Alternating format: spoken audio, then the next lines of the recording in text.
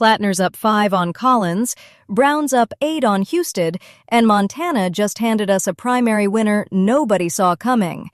So let's figure out which of these is real. This is Senate Pickup Watch. 3 states on the board today, and only one has me fully convinced the floor won't fall out. For me, Montana's the genuinely open one. Alani Bankhead wins a primary I had no polling to lean on. That's the live wire today. Start there. Bankhead beat a guy who'd been running since 2024 by almost 12,000 votes. Rich, what does that actually tell us? It tells me Neal didn't build anything voters respected. A late entrant winning by that kind of margin is a candidate quality signal. But a primary electorate isn't the Montana electorate. Right. And before anyone gets warm and fuzzy, I want to know, did she come out of that primary with any in-state money, or just a nice margin and a feel-good headline? That's half of it. The other half is whether Bankhead's profile fits a non-metro electorate that's been realigning hard, or whether she's the recruit the party defaults to because she was the one standing. And Montana punishes anything that smells like Washington. So the margin's nice. The structure underneath it is the whole ball game. Flip to Maine. UMass Lowell has Platner up 48-43, and notice, that's the same poll we chewed on last week. The number hasn't moved. Which, to me, is the upgrade, not the problem. 2 polls now point the same direction. So I'm less hung up on whether Platner's ahead, and more on whether this is a Collins problem or Maine's coalition actually cracking. Here's what nags me. His favorable's still 43, and it hasn't budged since the scandal grazed him. People are reading a 5-point top line with a flat favorable way too generously. And watch the gender split. 54 with women, 42 with men last time. If this new lead's riding the same gap, that male undercount I flagged gets more urgent, not less. And Schumer still won't say more than, "We're going to beat Susan Collins." Same dodge as last week. The caucus has had 4 days and nothing new to say. That tells you something. Then, Ohio. Brown's up 8 in WDTN, and that's been the number all week. Same margin, Fox, then WDTN. 3 polls, same 8 points. At this point, Sherrod Brown is earning part of that margin. So where's the floor if the environment softens under him? That's the difference between Brown and the rest of the board. Brown built that lead himself. Ohio's the race where I'm not waiting for the bottom to drop out. Polling in low-density red states runs friendly to incumbents. But Husted's the one trailing here. So, if anything, I trust that number more, not less. So if you're sorting the board, Ohio looks settled. Maine's still treading water. Montana has a brand new nominee with everything left to prove. We'll know by Friday whether Bankhead has a campaign or just a clipping. This one's from WGME. Portland, Maine, WGME.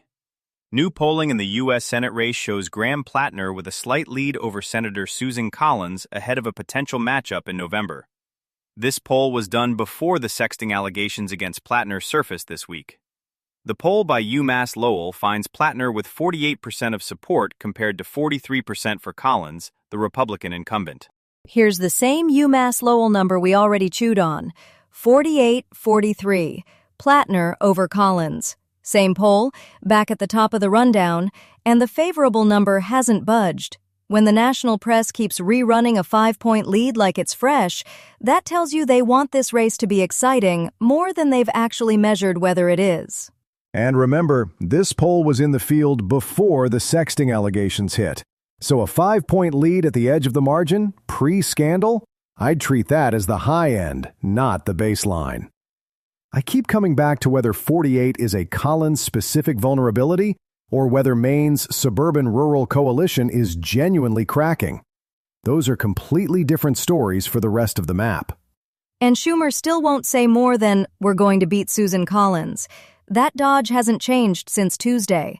The caucus has had zero visible reason to get more confident, and the silence tells you that. WDTN with Katie Millard. Columbus, Ohio, WCMH. Polling from Fox News shows Democrat Sherrod Brown 8 points ahead of Republican Jon Husted in Ohio's U.S. Senate race. Released Wednesday, the poll was conducted in tandem with Beacon Research and Shaw & Company Research. It sampled 1,015 Ohioans between May 28th and June 1st, with a margin of error of plus or minus 3. Okay, WDTN now has Brown up 8 on Husted. Fox had it, then our confirmation Thursday. Now this. 3 polls, same number. 3 reads landing on the same margin make it harder to write this off as just the environment. Brown looks like he's running ahead of where a generic Democrat would be in this state. And here's why that matters. The number hasn't moved. Same 8 points we cited days ago. In a year where Maine is treading water and Montana just produced a nominee nobody planned for, Ohio is the race where the fundamentals are actually nailed down. Brown built this campaign himself. That's the difference. He's not waiting on the DSCC to airdrop him a ground game in October. But push me on it, Sarah. Is this Brown or is this anti-Husted? If 8 points holds up when things tighten, that's a Brown number. If it softens the second the environment turns, then it's name ID, sure. But Husted's been in statewide office for years, and he still can't close the gap. That tells me the floor's real. From Newspub. Bankhead, seemingly out of nowhere, won by almost 12,000 votes over Riley Neal, who had been campaigning for the Senate since 2024. At one point, after the race was called and as Bankhead and her staff were working to prepare a statement, she even exclaimed, "I'm new at this." But Bankhead has gathered some support from a Democratic Party that currently doesn't hold any state or federal offices in Montana. Bankhead won by almost 12,000 votes over Riley Neal, a woman who'd been running for this seat since 2024. And then Bankhead's the one on stage going, "I'm new at this." So before I get excited, I want to know whether she walked out of that primary with any money, or just a margin and a back room at the Rialto bar.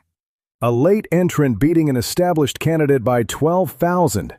That's a real candidate quality signal. But Montana isn't Maine.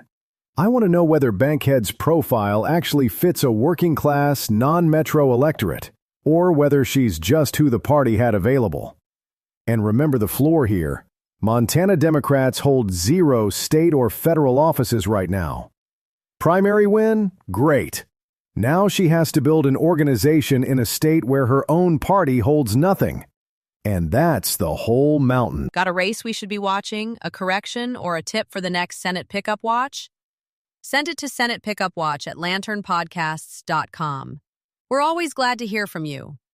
If you want to dig into any of today's races or numbers, we've put the links to every story in the show notes. Thanks for listening, and we'll be back with the next read on the map soon. That's Senate Pickup Watch for today. This is a Lantern Podcast.